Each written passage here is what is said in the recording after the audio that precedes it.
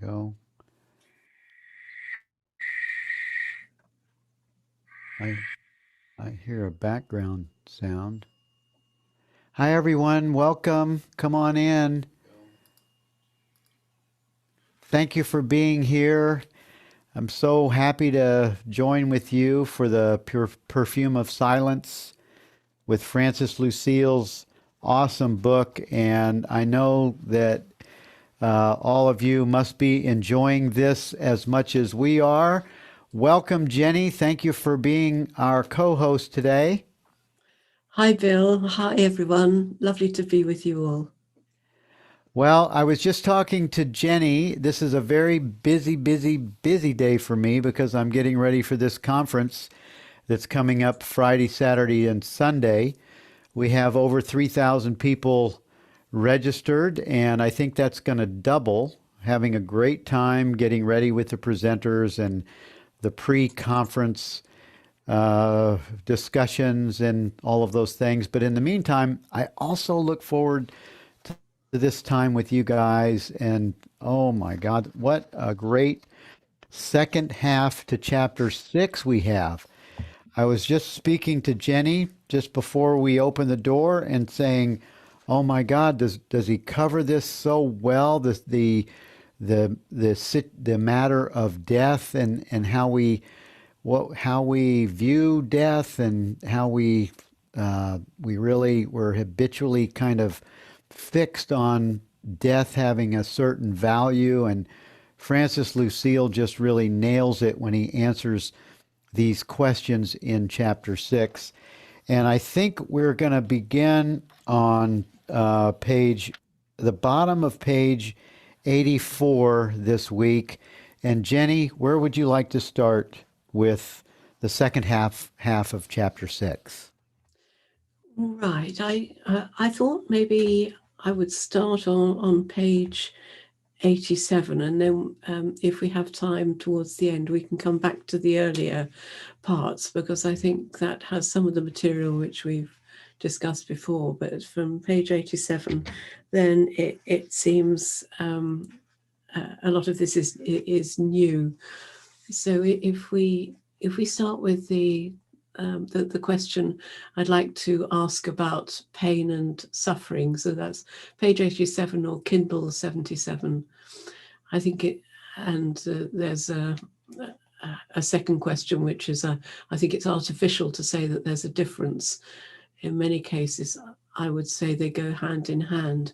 And Francis explains why he thinks it's important to distinguish between the two, because he uses suffering to refer to psychological suffering and explains that this is unavoidable. This is avoidable because it depends on the belief in being a separate entity, and it always relates to the past and the future, to what you think you are. But pain is the inevitable consequence of having a body, and we're all going to, or many of us have, experienced pain at some time in our lives. There's nothing we can do about that, but we can avoid suffering. Yeah. I like the statement that he made here, because this is a general matter of fact statement where he says to enjoy pleasure and suffer pain is part of the package of having a body. And I like that very much, because that's a fair statement that we just really must come into acceptance of.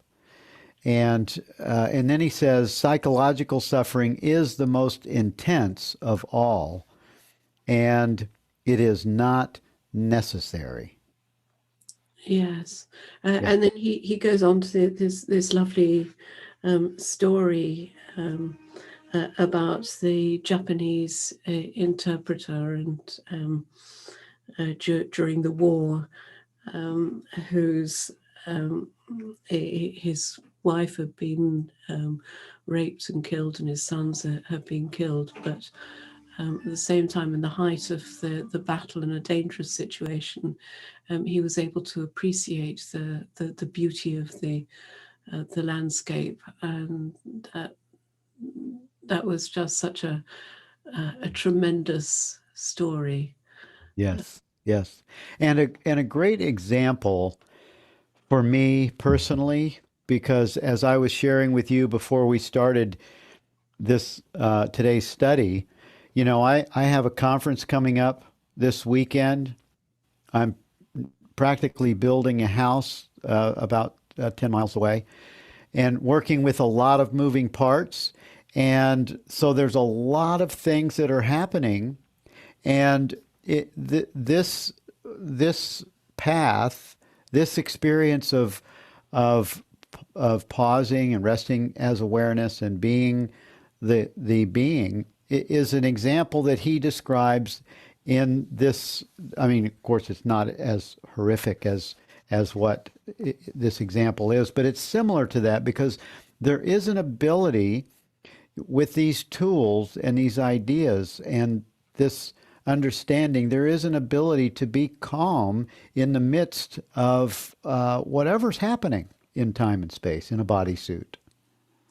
Yes, because a lot of what we imagine is happening actually isn't happening right now. It's something that we're worried might happen in the future, or that we're concerned has already happened, and maybe we don't know about it yet. And so, if we actually look at what is happening now, then the picture is very different. Yeah, and staying now means that there is no past, there is no future. There's only this. Even to use the word instant is putting a time base on it. So it's this. What do you say? It's now. Yes, yes, Right, right. yes. He said, I like what he said in that.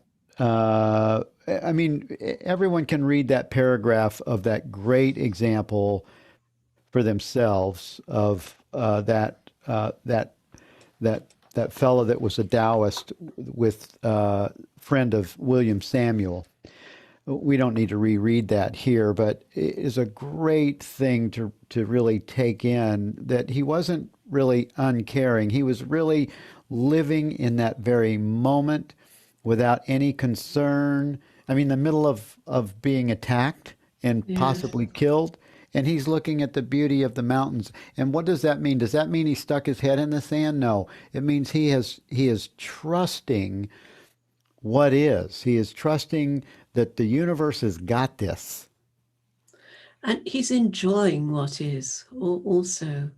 Yeah, It comes across as pure enjoyment, yeah, yeah, which is tremendous because he's left the past behind, yeah. and he's left the future behind too, which is being under attack. That was the future, Yes, and he's just enjoying what is, yes, which is yes, lovely. yes. And Yes. that's something that has to be sort of, that's something I think that is a growing maturity in the understanding that allows you to find yourself in that place. That's what my experience is. It's not something that just drops in as soon as you read a book or as soon as you find the non-dual path. Yes, yes, exactly. It's something that develops automatically, I think, over time. Yeah. And the same theme carries on with the next question. It says, not too many people are in a position of such psychological and spiritual maturity. Look at the millions of people that you see on television. And that's a very common response. Look at all the suffering in the world. People often say that. But Francis is very clear, and he says on page 88 or Kindle 78, we're not here to save the world or alleviate the suffering in the world. we first have to save ourselves from suffering, because unless we're free from suffering, we cannot help others. And as long as we see this world as a world of misery, we perpetuate the misery. It's only in the moment that we see the beauty of the whole painting and not just the light places that we are able to convey this sense of beauty, this sense of eternity to others. Yes, yes. And he covers this a little more, a little he goes a little deeper into this idea in the last few pages of this chapter in how one perpetuates this situation and actually creates it. They create their experience by the perpetuation of their fear and their belief. Yes, yes, Yeah. I like the exactly. idea. Pardon me? It's absolutely right. It's we see that the world appears to us according to what we project onto it. Yes, yes, Yeah. yes. And this is, I'm reminded of what A Course in Miracles says that uh, projection makes perception, our perception makes our projection. And uh, there's a line in the Course that says the sole responsibility of a miracle worker or someone waking up is to accept the atonement for themselves. I would retranslate to accept awakening for themselves. The sole responsibility of someone on this path is to first put the oxygen mask on yourself and work on your own awakening. And don't worry about the world out there right now. It'll carry on, and you can come back to it, but come back with different tools. Come back with different faculties. Yes, yes, exactly. Yeah. And he goes on to explain that all suffering comes ultimately from a fear of death. And it's that fear that takes us into the past or the future. And we have to understand that for the real self, there is no death. Death is just the dissolution of the body, and we are not the body. Yeah. Yeah, I would say that these pages, this subject matter that we're talking about here is not for the faint of heart, and this kind of language is not for someone brand new to these ideas because they would be, I mean, they're pretty, they're very uh, they're very much in opposite to someone who thinks that, oh my God, that's cold, or that's not compassionate, or those kinds of things, because it has that sound to it when you first read it. If you read it with an old mindset, the mindset of before you have a little bit of understanding, you would think that that's just cold. And Yes, it, if you believe yourself to be the body, then definitely you would think it's cold and very uncaring. yeah, yeah. Yes. I was very interested. I was, I was interested in the way he talked about the suicidal piece. Yes, yes. And well, the question was really trying to counter what he'd said by saying, well, some people, he said, some people experience tremendous mental suffering and commit suicide to end the suffering. So they are saying that death is preferable to suffering. Francis says that this still hinges around the sense of being separate. Yeah. And when I think about that personally, uh, some people find themselves in a situation where death would be preferable. And Yes, and he I don't doesn't say rule that that lightly. out. Pardon Yeah, me? he doesn't actually rule that out. Yeah. Yeah, I don't say that lightly because I don't. Yeah, I think suicide is is an unfortunate circumstance to happen, and people come to their last resort and think this is the only way out. Sometimes it seems like it might even be a better situation than people are in, but that's only, that's only countered. That's only a problem if you really have if you think that this is it. Yes, yes. I can understand if people are in terrible pain and there's not enough pain relief available, but that doesn't happen so much in our society Yeah. nowadays. But one can certainly understand Yeah. in those circumstances that might be a case, and that's not thinking that you are necessarily thinking that you are the body, Right. but Right. I think most suicide seem to relate to psychological suffering. Yeah.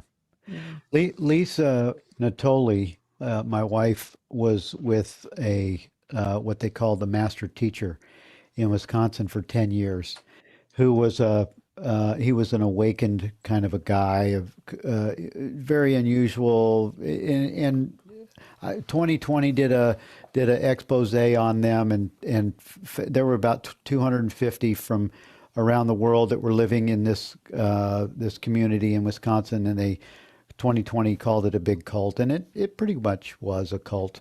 But the master teacher would say when someone was going to commit suicide within that group, he would just tell them, "You can't get out that way. You're Yeah. coming back." And that's as far as reincarnation goes. That's probably so. That whatever that however that works in reincarnation, that might be true. I don't know. How would I know? Yeah. There's if you look on page 89, I thought it was interesting where it said the question said, "How can we how can we be free of the fear of death?"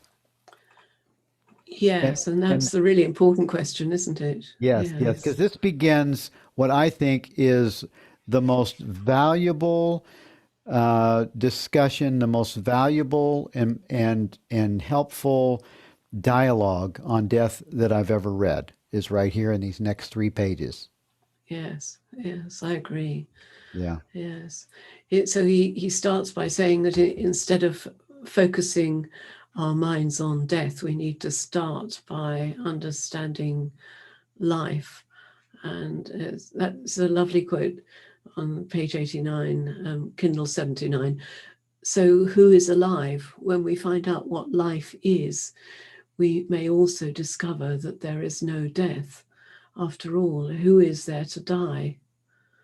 And then a bit later, he says that this path is a path of joy, not fear. We see the world according to our own projections. Yes. Yes. Yes. And this is the cycle that is broken.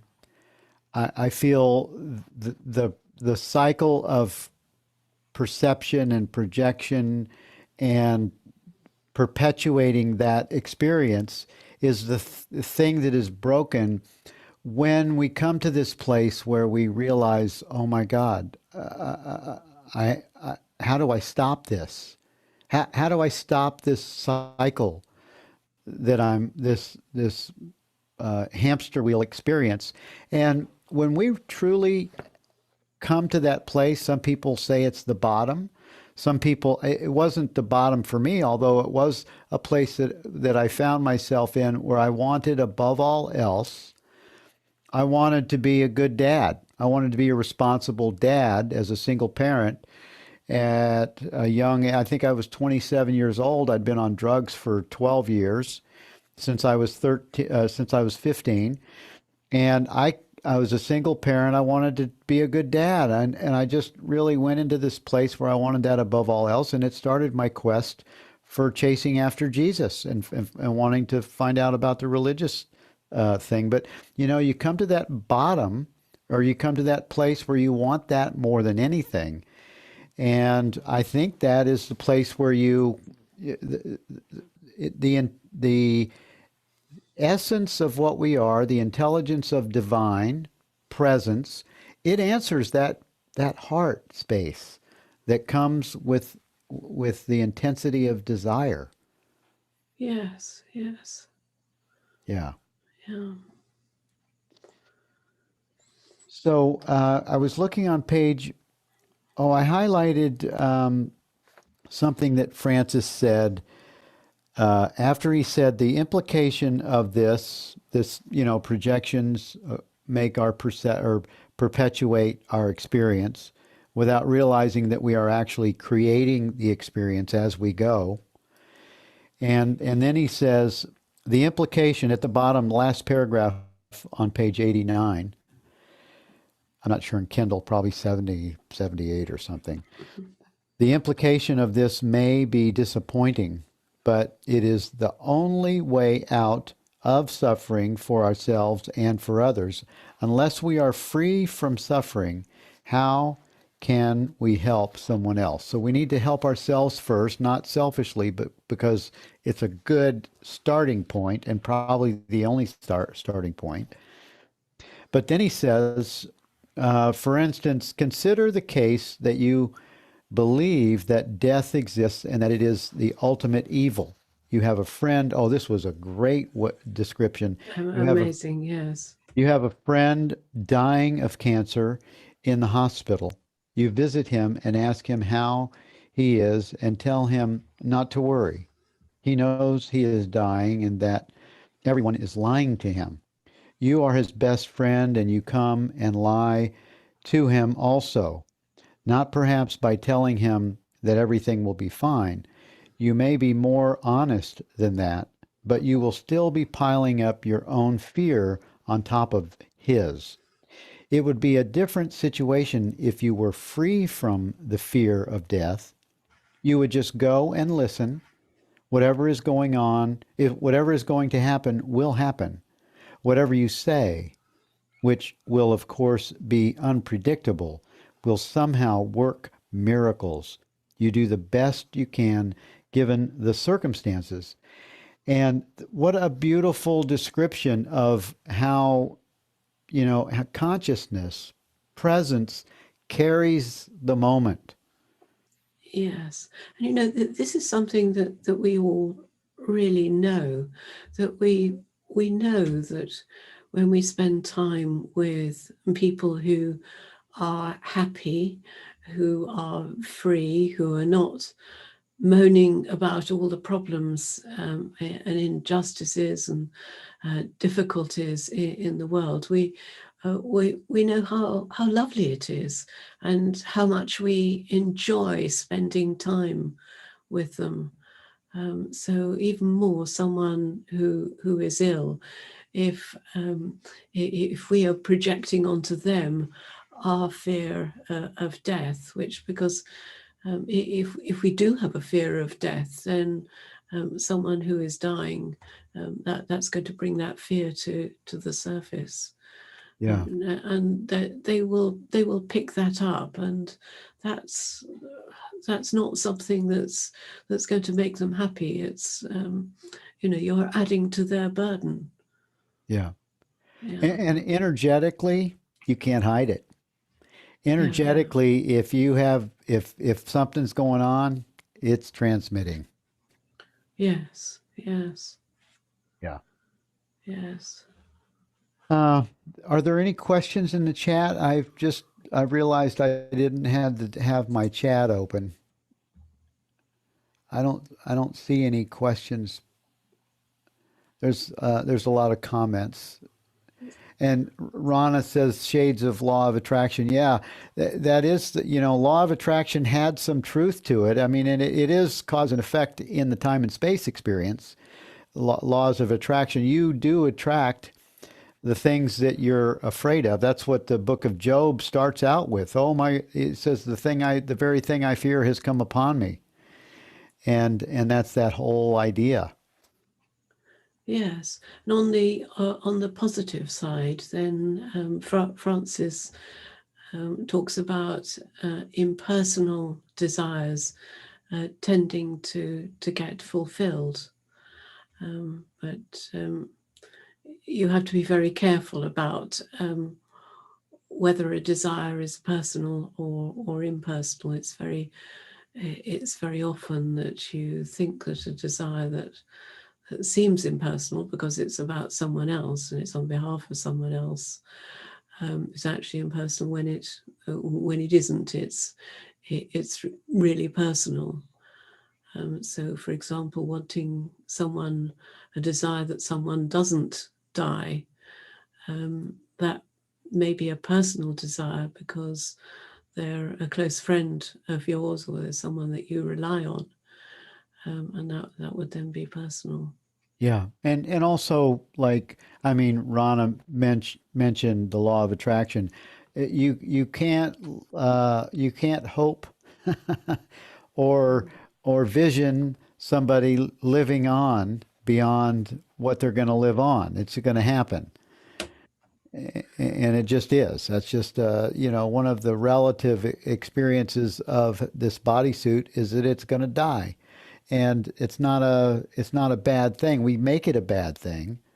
I like Francis's the way he references, death is not a bad thing. It's like the leaves don't, that when we have fall in the seasons, the leaves, they die and they come back again. They're just, it's just a cycle of experience that's Yes. occurring. And when we take it on as, when we understand that consciousness never dies, it's never born, it's always is, and this bodysuit experience is just occurring, well, we don't take it so heavy. It's not so heavy, and we don't have such a strong attachment to what the experience looks like. Yes, yes. And he said a world without death would have no beauty. As you said, no yellow leaves in the autumn. It would be boring. There would be no change because change implies death. A world without death would be a frozen world. But in fact, the world is full of movement. The world is only movement. We don't always see the movement, but there's nothing that's unchanging other than our awareness of it. Yeah. It's only awareness itself that's unchanging. Yes. Yes. Yeah. There was a on page 91 there was a question, and these questions were so good. There was a lot of resistance to the idea of death. A lot. And his answers were so amazing. I couldn't get over the answers were so good. But he has a question here. So these, or a sort of a response. So these times offer the possibility for growth, with a question mark. And I like what he says in the last paragraph on page 91. I consider it to be the antidote to that question. He said, if we think there is a problem with the world, we have a problem. We are not the problem, we are freedom. The world appears in accordance with our views. It is for this reason that keeping our mind on the problem only perpetuates it. You have to de-hypnotize yourself from the problem, which is the object, and to tune in or to turn towards the self. The self will deal with the problem in an appropriate way. Surrender to the self. Yes, I yes. mean, that's everything right there. It's lovely. Yes, yes. That's the antidote to everything. And he talks earlier about how we want to play God, to tell God how to make the perfect universe. We'd like no mosquitoes, no death, no flu, no COVID, no cancer, no autumn, no seasons, and no bugs. We want everything in the right place. And Yes. by thinking in this way, we're forgetting the perfection that's evident from moment to moment, Yeah. and Yeah. that's beautiful. Yeah. That's lovely. Yeah. And And see, go ahead. I think it's worth reflecting on how past events in our lives and our responses to them have helped to bring us to the understanding that that we have now. Um, for example, learning that objects can't bring us happiness, or maybe the breakup of a relationship was what was needed to happen to teach us to look for happiness within ourselves, and not rely on a partner to bring us happiness. And perhaps the death of a parent or a close friend encourages us to face our own fear of death. Yeah. So I think all of those events that we think of as really bad or even catastrophic in our lives have led us to where we are right now. Yeah. And it couldn't be any other way. And this takes me back to desire, the desire to know the self, the desire for liberation, the desire for freedom is the catalyst that begins, the universe goes, oh, okay, this one's ready to wake up over here. Let's move some energy so that a friend suggests this book, or let's move some energy so that this email comes in, and it's that vibrational frequency of ask and you shall receive, where the universe, I call the universe consciousness or presence or I amness, the universe, because of the vibration that's sent out, now you're receiving this experience that is the desire of your heart. It's just a different, it may be the true taste of happiness, the true essence of of the answer to asking, and not just something that's going to bring you a different kind of pleasure. Yes, yes, Yeah. yeah. He says that it is on page going back to what we were talking about. He has a he has a on page 90. There's the looks like the fourth paragraph. He says it is very different if we see that things are not that important. If we don't make things so important, then they don't have that pull. They don't have such a strong attraction of that person, that relationship, that experience being so vital to our happiness. Yes, yes. I think in fact that's one circumstance in which we can actually use time in a helpful way. If something feels important and devastating right now, if we look at it in the context of a line of time, and think, well, what would I think about this circumstance in 1 year's time, or 2 years' time, or 5 years' time? It would be absolutely nothing. It would have gone possibly from memory altogether. So I think that's one positive way in which we can use time. Yeah, yeah. My wife thinks that way. I don't. Something about I really don't kind of consider what's happening in the future. I'm always like right now, and Yeah. psychologists may call it the man box. You come Yes, home, yes, and I think yes. men, typically men, I don't know that all men do, but I think men have this man box where they're not, and women have this gift of thinking about things that like my wife, she's thinking about what we're going to have for dinner tomorrow or the next day, and I don't even think about what's next. And in fact, I often get caught up into my what I'm doing so much where I totally forget to eat. Well, planning is part of life, a Yes. Yes. perfectly Yeah. acceptable Right. part of Yeah. life. But in the moment, if we feel overwhelmed, then we need sometimes we need a little way out Yes. of that. And yes. He said on page 92, there's a great, and I think this is also a typical question. Sometimes I feel that this impersonal approach is cold and distant. And I think everyone has approached that. I mean, the idea that the, these ideas give that flavor. And that's what I was saying a little while ago.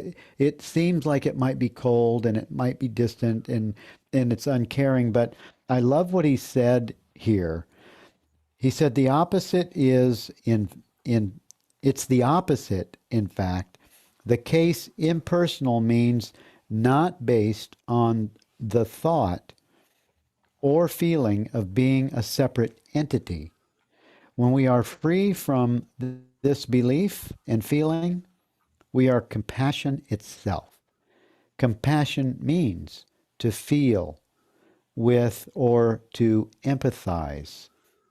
When our experience of a so called other is not filtered through thoughts or feelings of separation, we are simply present as this openness, this pure sensitivity, this impartial, loving, benevolent space. As a result of this, we empathize with the so called other. We do not project our own interpretations, our beliefs, our tears onto them. As a result of this, our response is appropriate and effective, even if it may not appear to be so to begin with. And we're just somehow carried when we live in that space. The Course in Miracles has a line that says that we will be told where to go, what to say, to whom. And I think that consciousness, awareness provides that space. Yes, yes, exactly. It is also it's the non-attachment to the feeling of being a separate entity, and it's because that produces that kind of openness into which the answer arises. Yeah. Yeah, it's just a beautiful, I just love that answer is so inspired. It's such an inspired, you can feel the presence of I am answered that question. Yes, yes. Yeah, I just love that. And then there was another uh, question under that one that said, "You say." I mean, they were very challenging to Francis in this meeting, right? Yes. You say that there is no death, but I can't see how we could possibly know whether there is or not. In the now, there is the now, and we know what happens there. Yes. And then he comes back with another brilliant response, of course. If we take a close look at the body as we actually experience it in this moment, we realize that it is simply made of changing sensations. It is very different from the body we conceptualize or from the one we see in the mirror. Each time a sensation vanishes, the body as we actually experience it vanishes too. The body dies at every moment.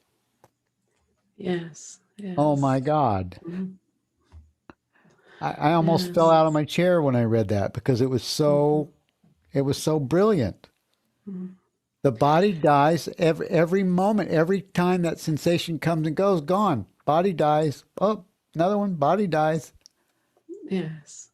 Yes. That's the body in terms of the way the mind conceptualizes it. Yeah. He also, in a recent satsang, he also said you can approach the same thing from a realist angle, which is where you regard the body as being made up ultimately of elementary particles, fermions and bosons, which come together to make atoms and molecules and cells and things. And he says that all the time, all of those particles are coming into existence and going out of existence. It's exactly the same. Every fraction of a second, those are going into and out of existence. But he also agrees that there is something that we conceptualize as a body, as a vehicle which we use. The mind is the vehicle which we use to perceive the world. The body is the vehicle we use to interact with the world, and that does die. But the real point is that we are not that. We're not either the mind or the body. So you can look at it from either perspective. You can either take the idealist view of the body being nothing more than an image in the mind, or you can take the realist view of it being made of elementary particles. Yeah. Yeah. You can look at it both ways. And I you come to saw the it. same conclusion. Yeah. I saw it for the first time the way he described it here, and it was like, oh, Yeah. I never looked at it like that before. Yes. Right? So and you can look at it, and that's where the light comes on, a little more light comes in. And a little, and that was that happened to me when I read that paragraph. It was great. Yes, that's how Rupert typically describes it. Yes. Yeah. Yeah. Do we? There was a comment that Helen made. I have a dear friend who is letting the body mind go this morning.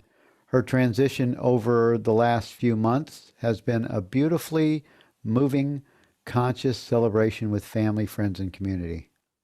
Awesome. I love it when that happens. Yes. Yeah. Yeah. There's a question. The teaching and its relationship with death. This is from Rick. While talking to a friend, a truth lover, he made it very clear how interested he was in this teaching. His point was that he's a senior in age and he's running out of time. Those words left me speechless.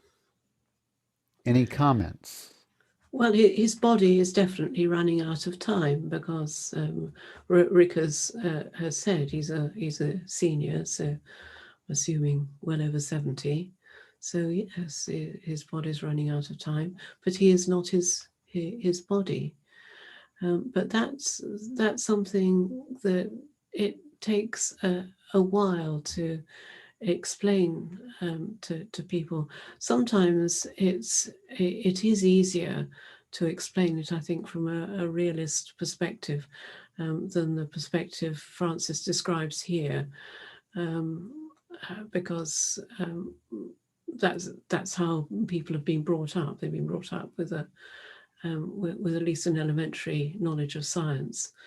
And that then makes sense to them. You take them more deeply into the science of it, then it becomes much more obvious that I cannot be my body. That was absolutely obvious. You don't find physicists believing that. So that's another approach that you can use. I mean, you have to in the moment decide what's going to work for each one. Yeah, this is what Francis just said, that that if you don't have if you're not using your belief or your own fear about the idea of death, then consciousness will give you what to say. And if you don't know what to say, or you're sort of in this speechless mode, my suggestion is just pause and say nothing. My suggestion is, or even just say, I don't know what to say. Um, uh, I love you, or I don't know what to say. I'm sure that you would be given the words to say. This is what my practice is. If I don't know what to say, I just pause and quiet meditation, a quiet pausing, resting in awareness. And awareness actually does give me what I need to say next. And sometimes it surprises me. It's Yes. just, it's that element of not knowing what to say that is, I think, is the prescription, because then you're not using mental beliefs that to answer something intellectually. Yes. Well, I think you can answer intellectually, but as long as you're not answering from belief, you're answering from understanding.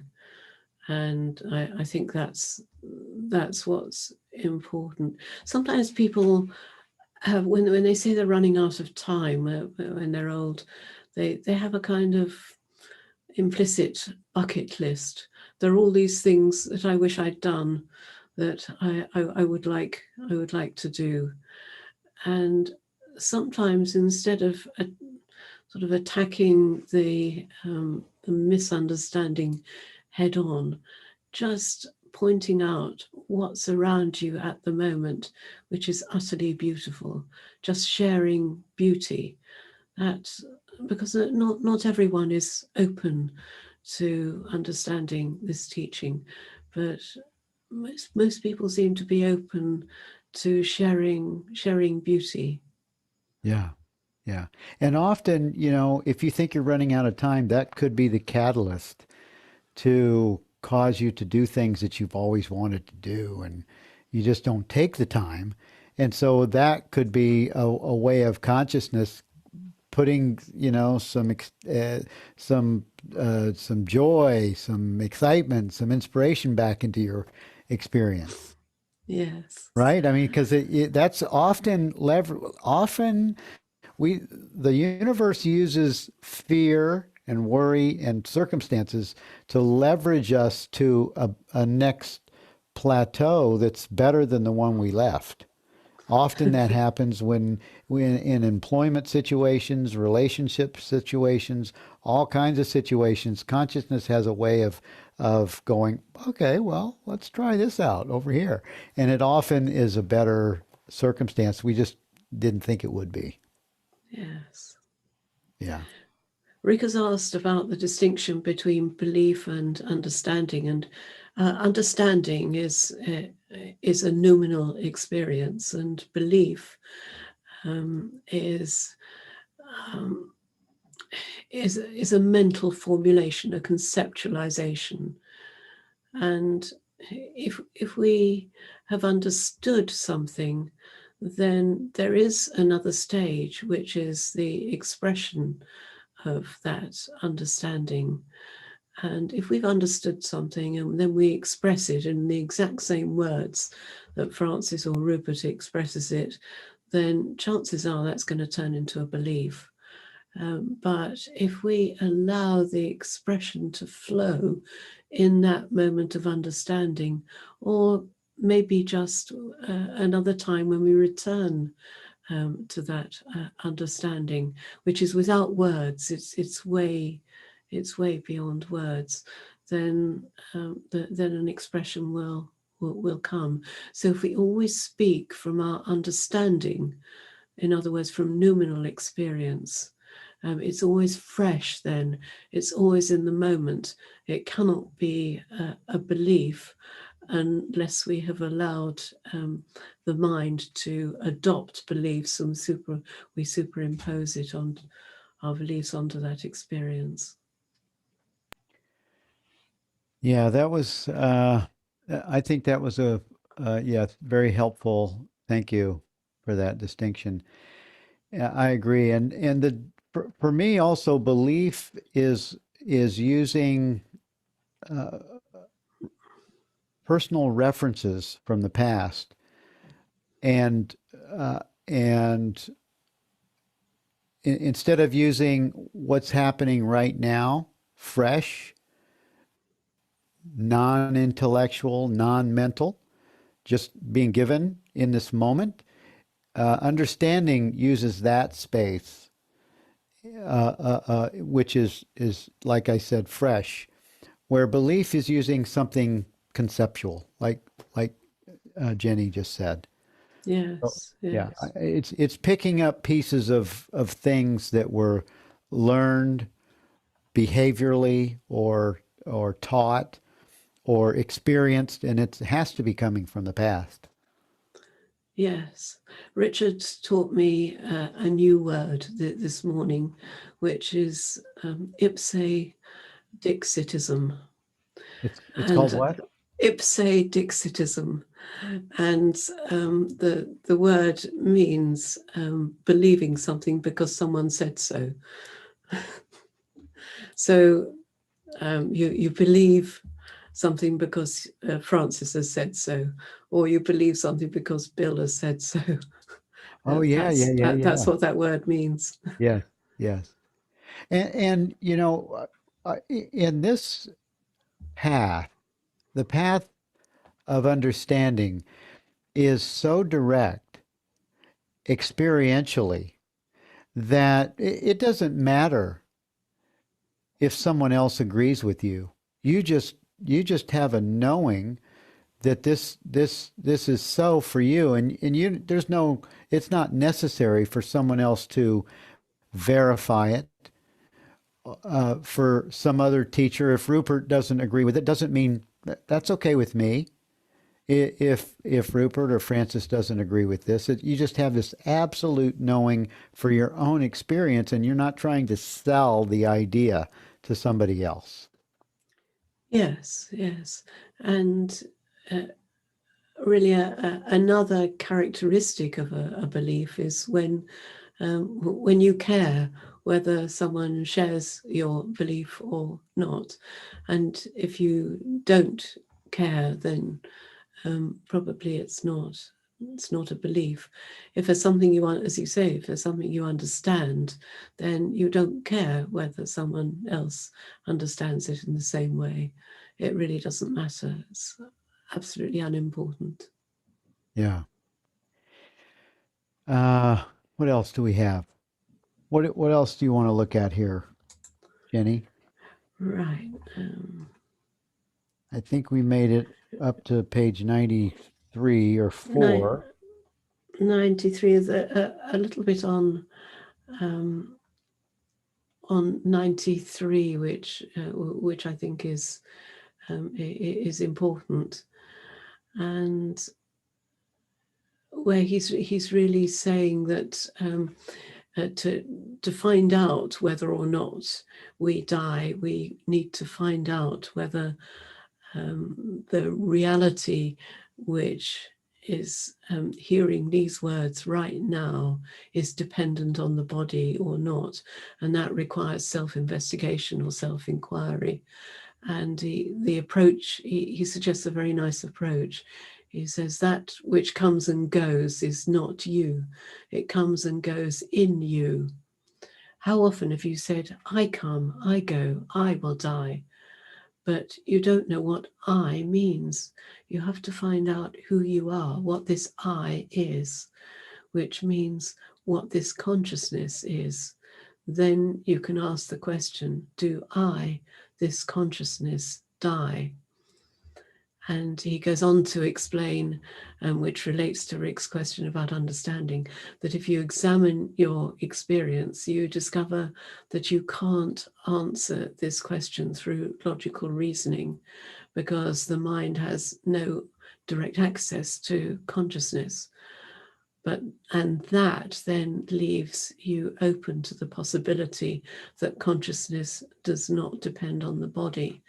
And that openness, which is beyond fear, is what we need to enable us to receive the answer. And that answer is a noumenal understanding. Mm, yeah. isn't that interesting that the it's not settled until you release yourself from a fixed idea, a fixed position about belief.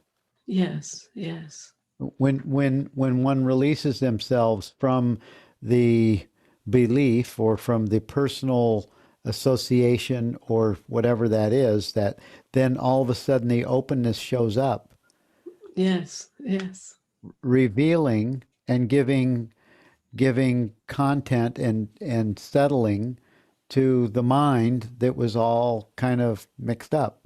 yeah. Yes, Yeah. exactly.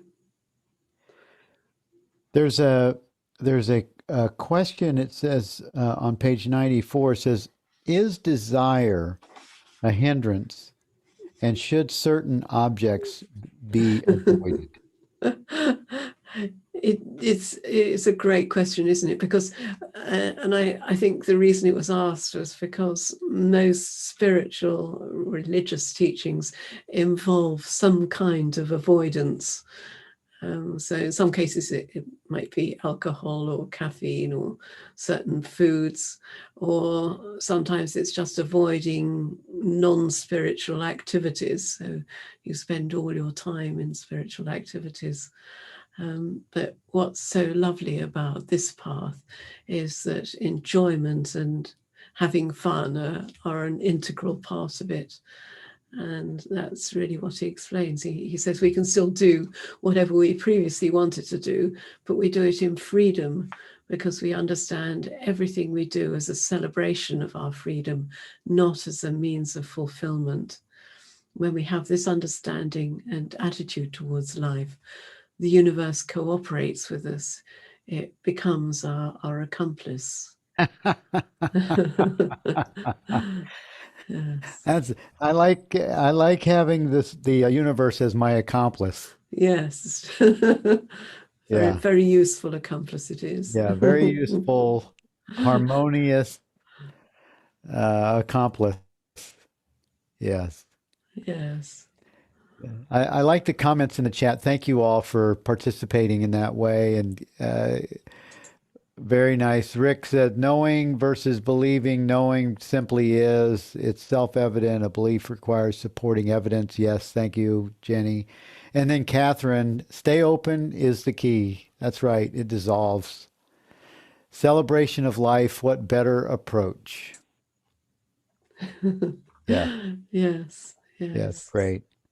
Yeah, this has been a great chapter. What else? Is there something we can close with that's as cool as what we just read? Well, there's something that's very Francis-like, which I really love. It's on page 95.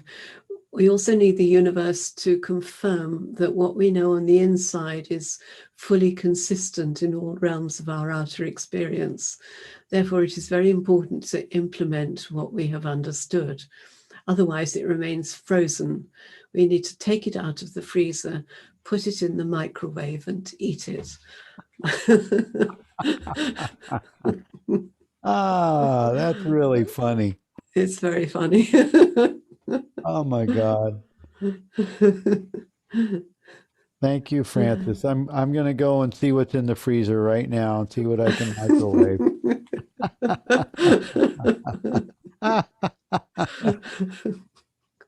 Ah, well, this has been a great time together. Thank you all for being here. And Jenny, is there anything that you would like to close with? Well, I think the very last words of this chapter, celebrate and just get used to celebrating more and more. And I think that's wonderful Yeah, advice for all of us. yeah, it surely is. Well, thank you all for being here today. Chapter 7 is next week. God is very mischievous. That sounds juicy. It does. Looking forward to that. All right. Well, everyone, I look forward to seeing you next Tuesday. And if you are coming to the conference, please join us. It's free for the live event. There's absolutely no cost, and you'll be able to see all our favorite teachers and more, and great musicians. Francis for sure, Rupert, Ellen Emmett, those Locke Kelly, all those guys are all ones that you probably know, and then also Course in Miracles, lots of Course in Miracles teachers, and myself and my wife, and I look forward to seeing you there. If I see your name on the chat board, it's going to be quite a great event for all 3 days. And thank you for being here. Thank you, Jenny, for being such an awesome co-host. And thank you all for being what we are. You're awesome. Thank you, Bill. It's been lovely to be with you all. Thank you. Thank you. Bye-bye, everyone. See you next week. Bye.